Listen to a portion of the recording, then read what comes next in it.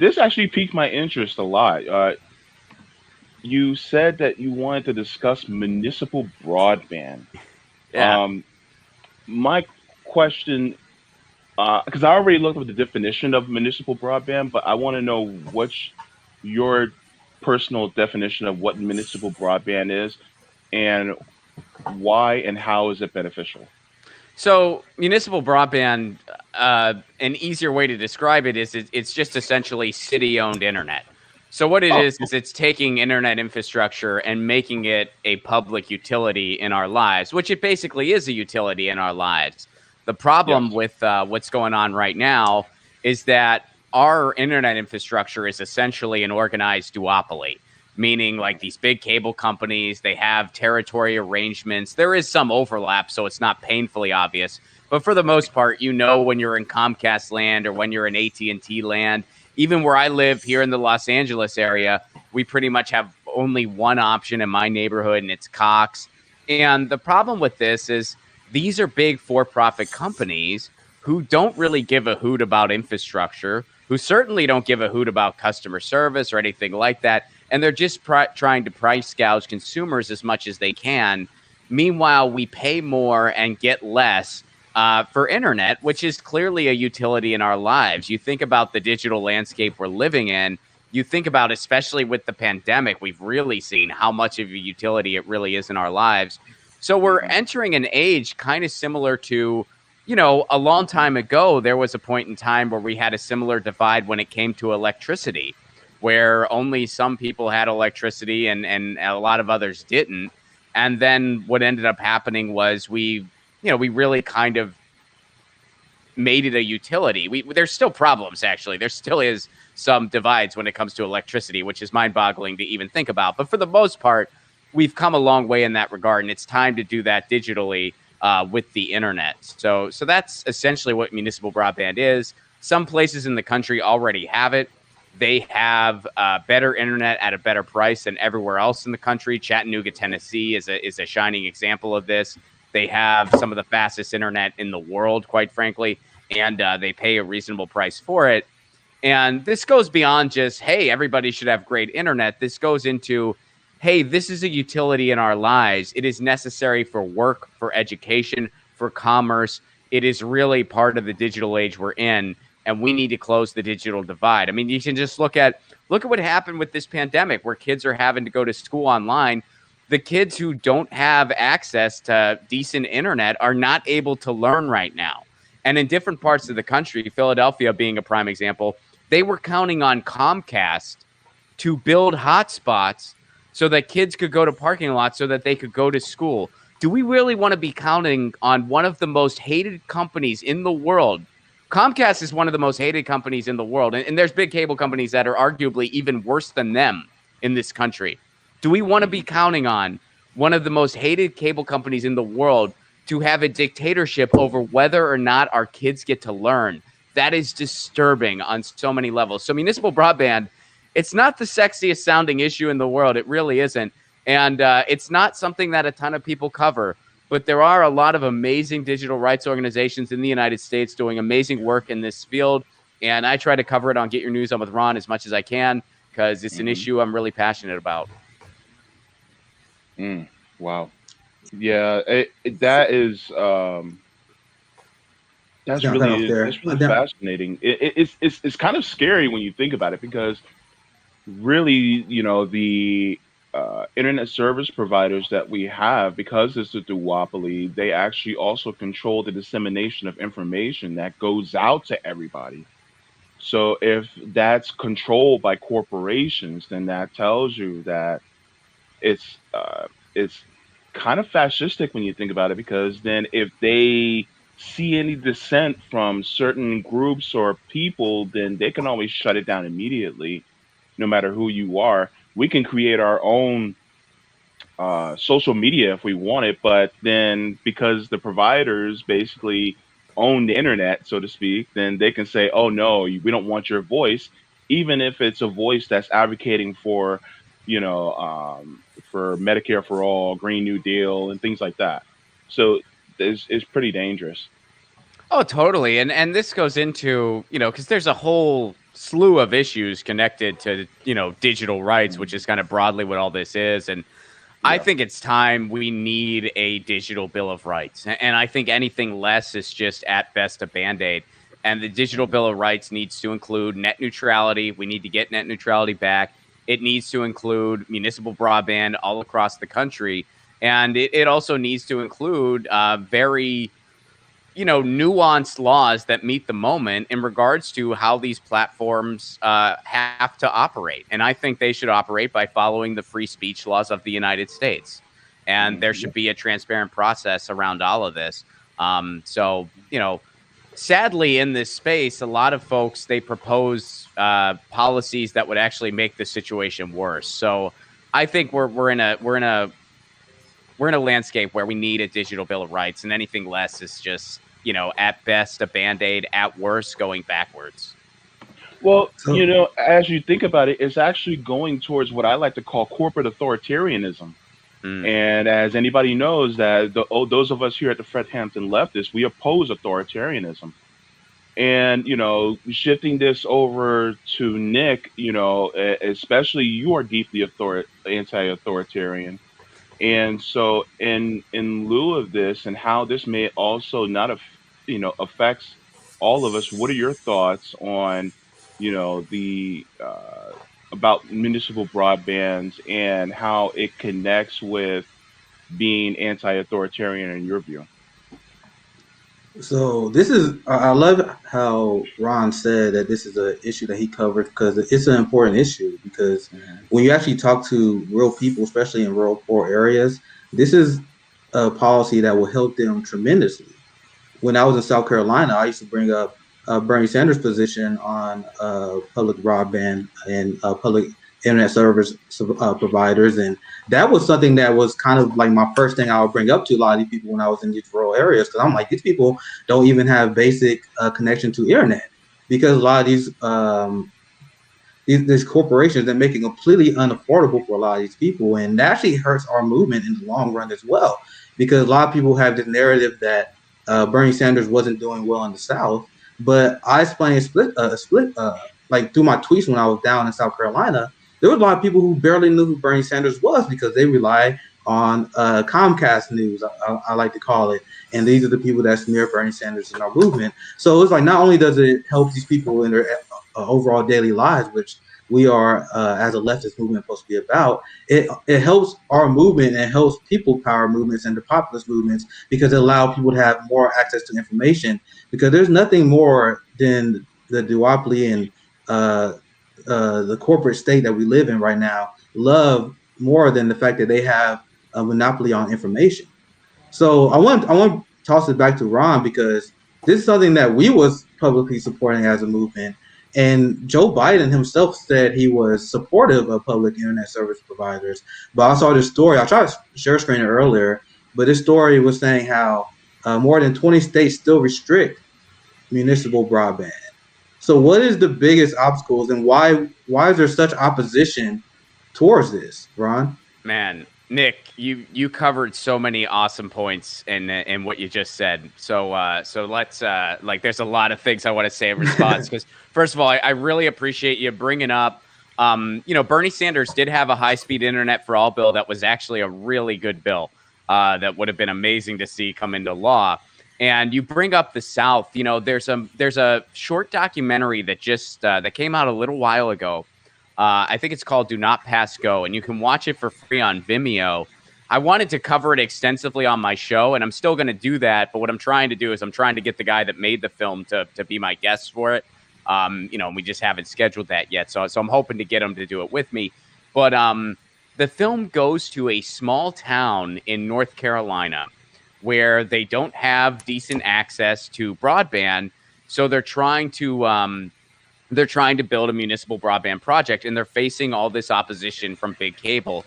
And you hear these people who, I'm not going to presume anyone's political positions, but I'm going to go ahead and assume that at least some of the people in this documentary are probably not big lefties or anything like that. But they're saying all the same stuff I say. They're saying this is a utility. This is a public thing. We need this in our lives. Yep. Internet access, it is a modern day utility in our lives, and they're trying to deny this to us, and we have the right to build it ourselves. Municipal broadband is not some like just left-wing issue. It has support across the political spectrum because you can argue it from any perspective. Yeah. You can certainly make, the democratic accessibility argument that's a little more on the left. You can also make the whole business competitive argument on the right. What's any less competitive than not allowing a city to compete for internet infrastructure? Right. That's not so. No matter what angle you look at it from, municipal broadband is the way to go. And so, to answer your question with what are some of the barriers?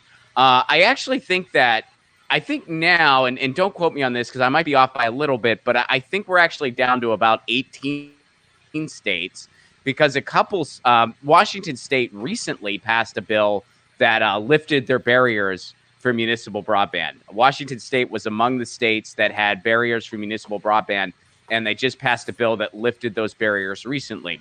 Why do these barriers exist? Well, these barriers exist because big cable put them there. The Comcast and AT&Ts in the world, what happened back in the day when they started building their infrastructure in a place, they would have laws and regulations in place prohibiting cities from building their own internet.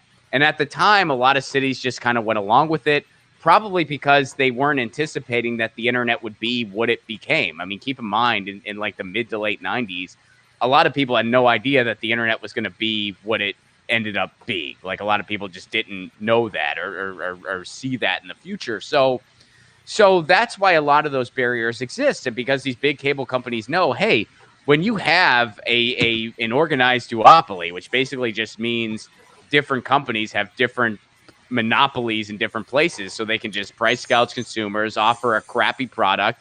And then also these companies are getting into news and information. MSNBC is owned by Comcast. CNN is owned by AT&T Time Warner. So, they pretty much have a stranglehold on our access to news and information and just information in general and our access to it as far as infrastructure is concerned. And so that's why those barriers exist. They knew what they had, they liked what they had, and they wanted to continue having it. So the barriers exist because, quite frankly, internet infrastructure, well, it's not an easy feat and it does cost money. It's not an impossibility either. And cities that have done it, they see success 100% of the time. And there's a study out there that the Institute of Local Self-Reliance did along with Harvard that indicated that pretty much 100% of the time, the municipal option, meaning the city option, offered people better internet at a better price. The price was better 100% of the time. The internet itself was better about 99% of the time. And get this, the only time that it wasn't better than the big cable option, it was just as good. And the only reason it wasn't better was because the municipal broadband project wasn't finished yet. So a half-finished municipal broadband project is better than big cable 100% of the time. A fully finished one, better 100% of the time. So the results are out there. This is the way to go. Yeah, I love how you brought up earlier. And then I'll toss it right back to you, JB. I love the point you brought up earlier, how this is an issue that you can easily win ordinary voters on, whether they're right-leaning or left-leaning. And this is why the media does everything they can to actually avoid discussing issues like these.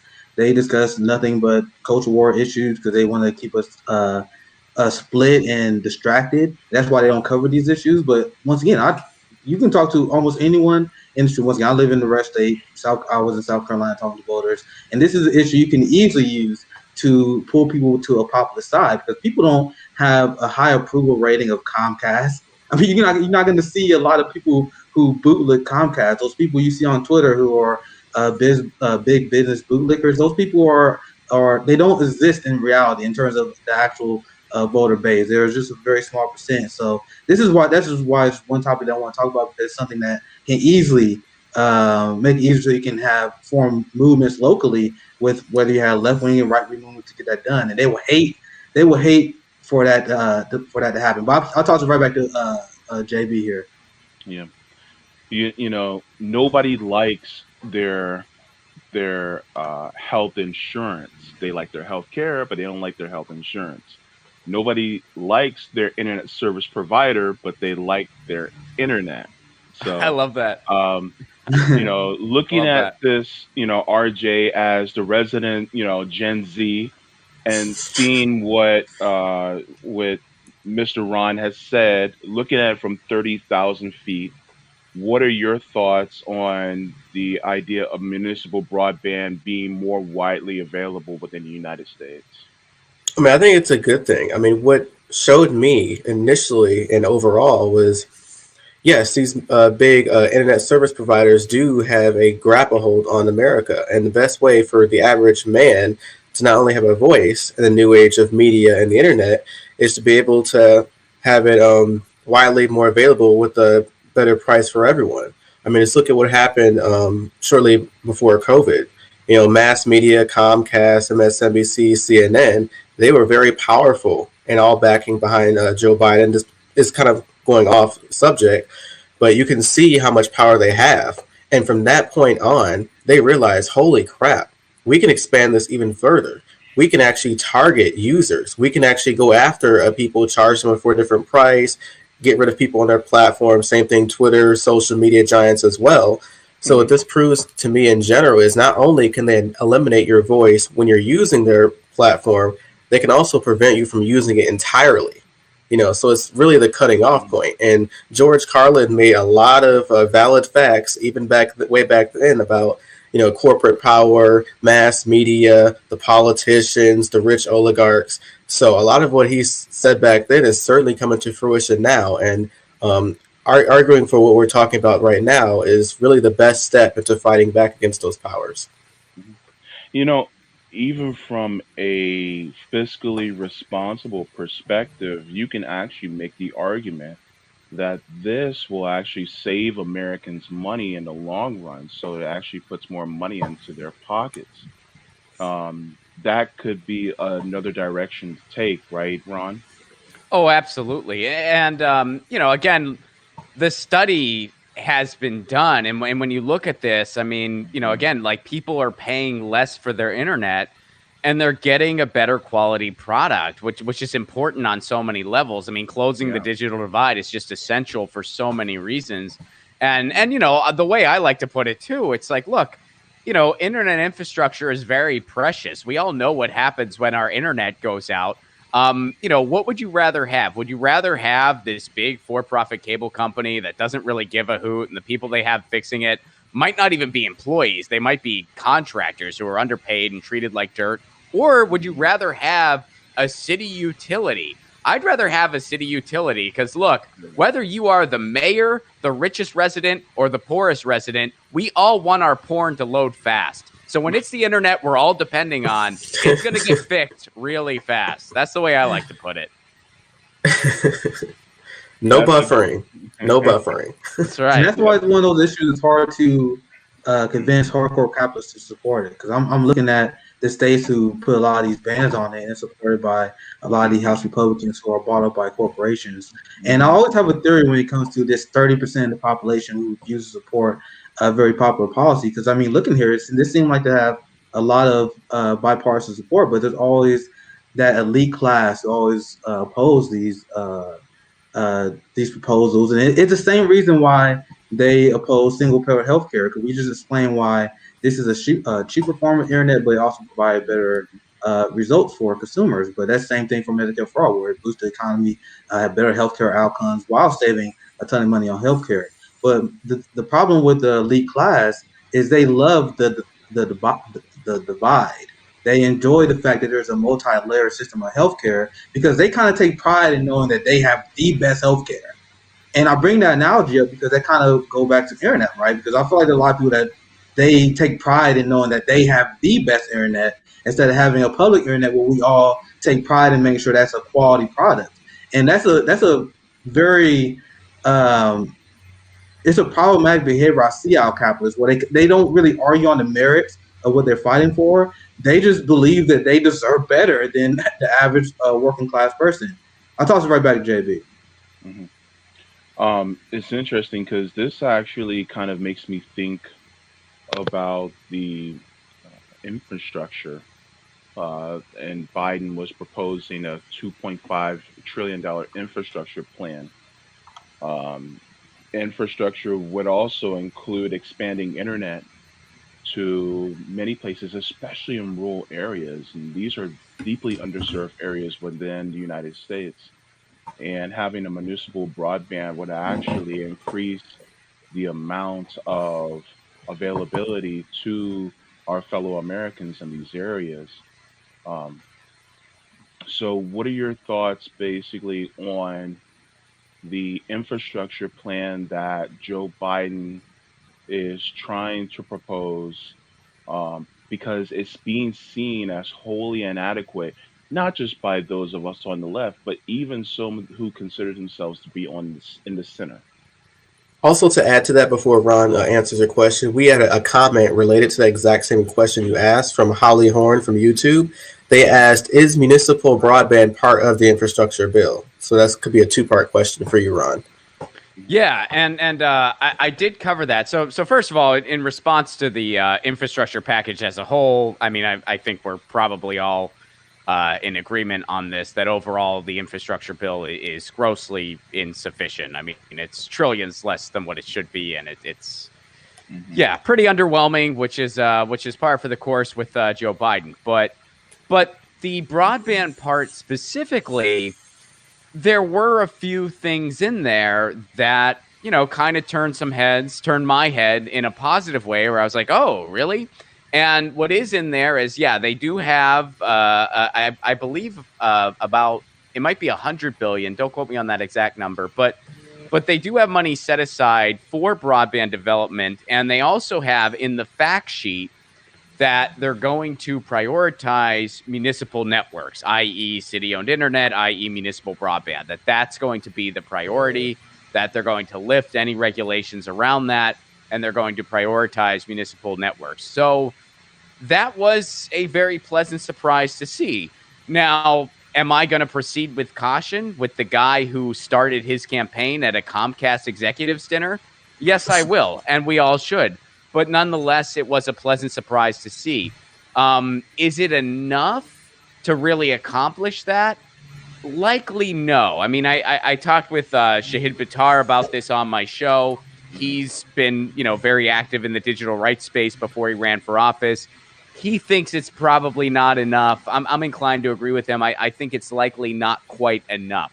But was it one of the more like, kind of one of the more like, okay, this is a win parts of that infrastructure bill? Yeah, to an extent it is. But again, proceed with caution. Another thing I want to respond to is, when you hear rural broadband, that is a good thing, obviously. Like, that's a great thing. There are some areas that are totally underserved, and when municipal broadband goes there, that's a huge win, absolutely.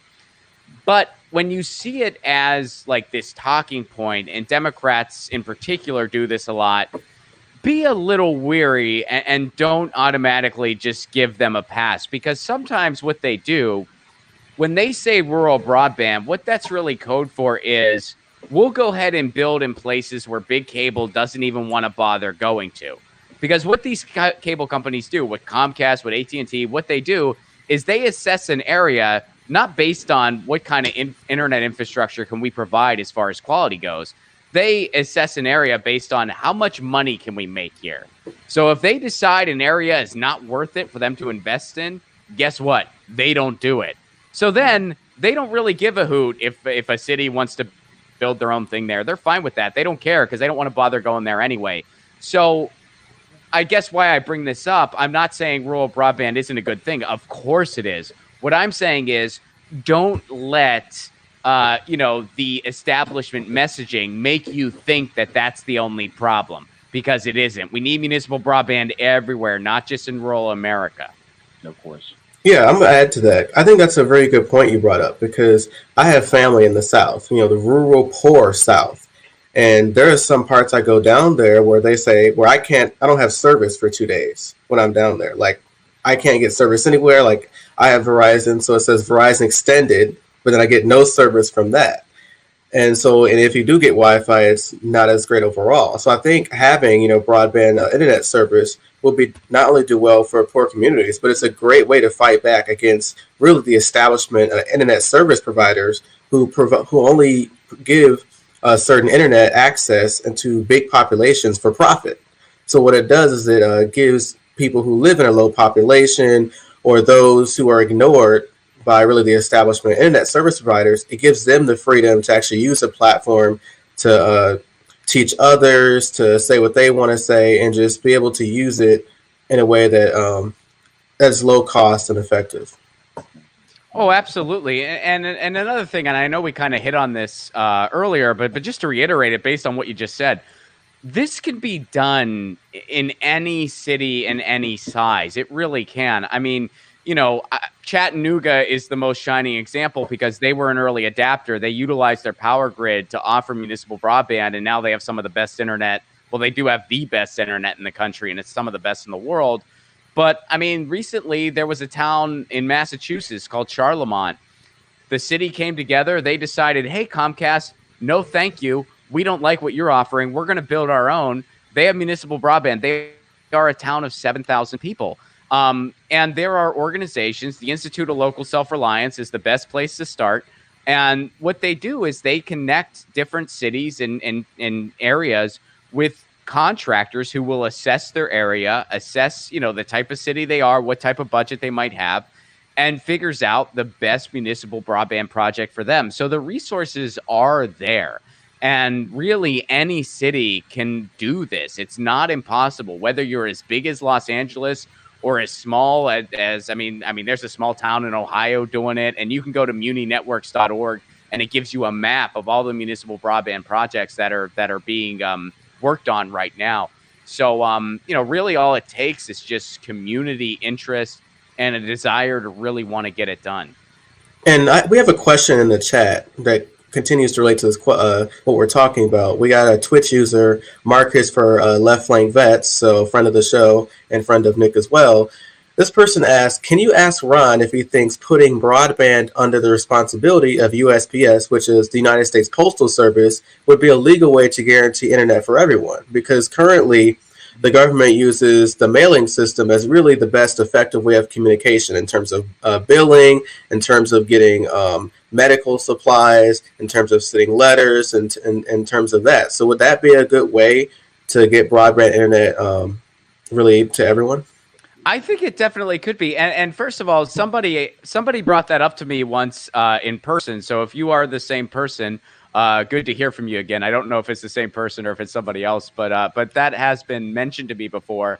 And yeah, I think that could be a possibility where you would basically use the post office, and we have post offices all around the country, obviously.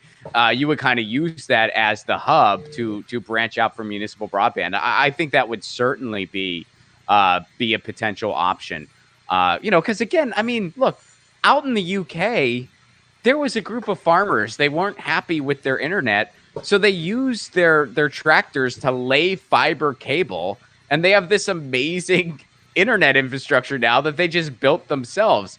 I'm not suggesting every cluster of 4 houses should do that or even could, but my point in bringing that up is that, look, internet infrastructure is not some impossible feat.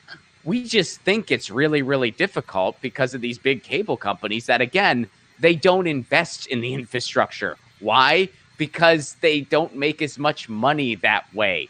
If they really gave a hoot about infrastructure, we would have much better internet, but they don't. It's not because internet infrastructure is some impossible feat. It's because of capitalism and that they don't give a damn. Well, it's time to put it in the hands of people who do give a damn, which is our cities and municipalities. We the people. Exactly.